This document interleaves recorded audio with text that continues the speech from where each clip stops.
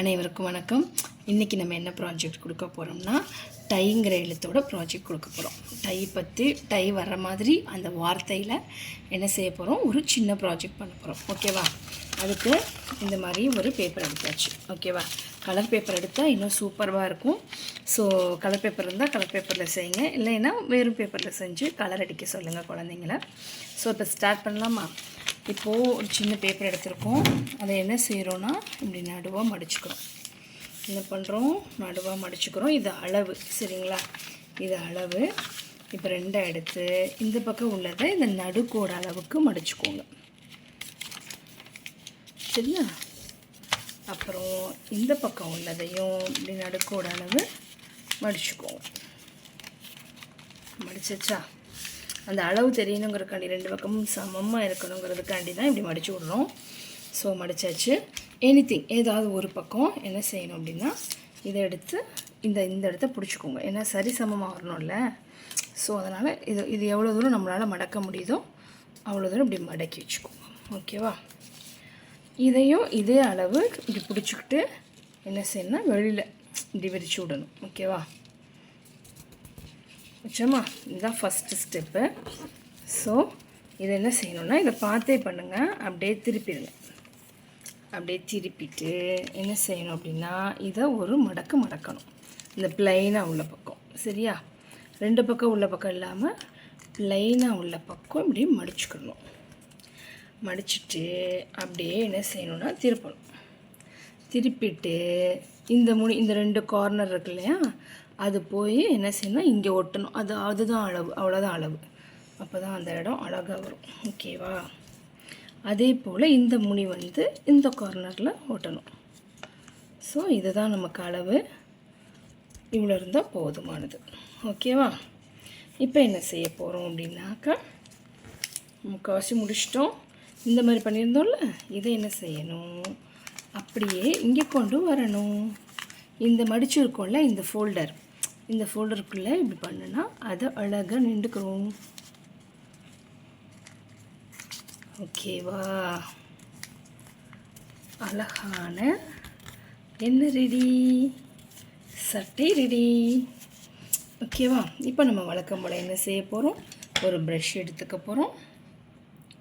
அதை நல்லா தண்ணியில் டிப் பண்ணிவிட்டு, நமக்கு எப்போவுமே பட்டன்ஸ் ஒரு பிளாக் கலரில் நம்ம கொடுத்தோம்னா நல்லாயிருக்கும். ஓகேவா? தண்ணி இருந்தால் கொஞ்சம் துடைச்சிட்டு இதை டிப் பண்ணி என்ன செய்யணும், புள்ளி வச்சுக்கணும் நடுவில், லைக் ஏ பட்டன். ஓகே, க்யூட்டாக இருக்குல்ல? குழந்தைங்க இன்னும் அழகாக பண்ணுவாங்க. பேப்பர் ஃபோல்டிங் பண்ண சொல்லும்போது இன்னும் அவங்க இன்ட்ரெஸ்டிங்காக க்ரியேட்டிவிட்டியாக பண்ணுவாங்க. சட்டைங்கிற வார்த்தையில் டைங்கிற எழுத்தை குழந்தைங்க நல்லா ஞாபகம் வச்சுக்குவாங்க. ஓகேவா? நல்லா இருக்கா? சட்டை. ஓகேவா? இப்போ நம்ம வழக்கம் போல் சட்டை எழுதிடுவோமா? அதே இதை வச்சு மை வச்சு டிப் வச்சு எழுதுகிறோம். அதே மாதிரி குழந்தைங்களுக்கு வரி வடிவமும் கரெக்டாக சொல்லிடுங்க, எப்படி போடணுன்னுட்டு. அதுதான் ரொம்ப முக்கியம். ஏன்னா பெரிய வகுப்பானாலும் அவங்க அதை மாற்றிக்கவே மாட்டுறாங்க. ஸோ ஸ்டார்ட் பண்ணும்போதே சட்டை. ஓகேவா? சட்டை அழகாக இருக்குல்ல, க்யூட்டாக. இந்த கலரில் ஷர்ட் போட்டாலும் அழகாகவே இருக்கும். ஸோ இன்றைக்குரிய ஹோம்ஒர்க் இது தான். அப்புறம் நம்ம இந்த டை ஞாபகம் வச்சுக்கணும்ல, அதுக்காக என்ன செய்யணும் அப்படின்னா, இது சும்மா நான் இன்றைக்கோ ப்ராஜெக்ட்டுக்காக வாங்கி வச்சது, இதை வச்சு நம்ம அழகுபடுத்திடலாம். ஓகேவா? இதை வச்சு இப்போ நம்ம என்ன செய்ய போகிறோம், க்யூட்டாக அழகுபடுத்த போகிறோம். சும்மா பிடிச்ச இடத்துல ஒட்டிக்கலாம். ஓகேவா?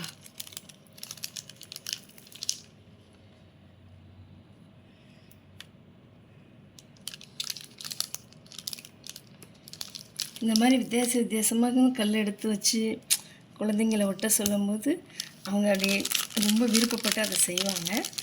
ஸோ இந்த மாதிரி நிறைய பொருட்கள் வாங்கி கொடுங்க பிள்ளைங்களுக்கு, கைகளுக்கு வேலை கொடுங்க. உண்மையிலேயே ரொம்ப விருப்பப்படுவாங்க. சரியா?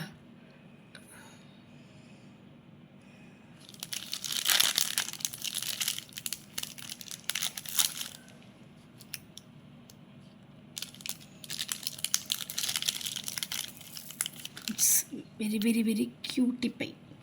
க்யூட்டி பையான ஒர்க் தான் இது. ரொம்ப ரொம்ப சூப்பராக இருக்கும். குழந்தைங்க விரும்பி செய்வாங்க இந்த மாதிரி செய்கிறது. ஓகேவா? இப்படி ஒட்டி விட்டுரும். ஸோ டையை மறக்க மாட்டாங்க. இங்கே கொஞ்சம் இடம் இருக்குது, அதில் என்ன செய்யும் அப்படின்னாக்கா சும்மா பொட்டு மாதிரி இருக்குது என்கிட்ட. ஸோ அதை ஒட்டி விடுறேன். ஓகேவா? டை இதை மறக்கவே மாட்டாங்க குழந்தைங்க. நாளைக்கு இதை செஞ்சு எனக்கு அப்லோட் பண்ணுங்கள். எல்லோரும் கமெண்டில் நான் எப்படி செஞ்சுருக்கேங்கிறதையும் கொஞ்சம் சொல்லுங்கள். நீங்கள் ஷேர் பண்ணுங்கள், சப்ஸ்கிரைப் பண்ணுங்கள். அப்போ தான் என்னுடைய வீடியோ உங்களுக்கு உடனே வரும். லைக் பண்ணுங்கள், மறந்துடாதீங்க. தேங்க்யூ.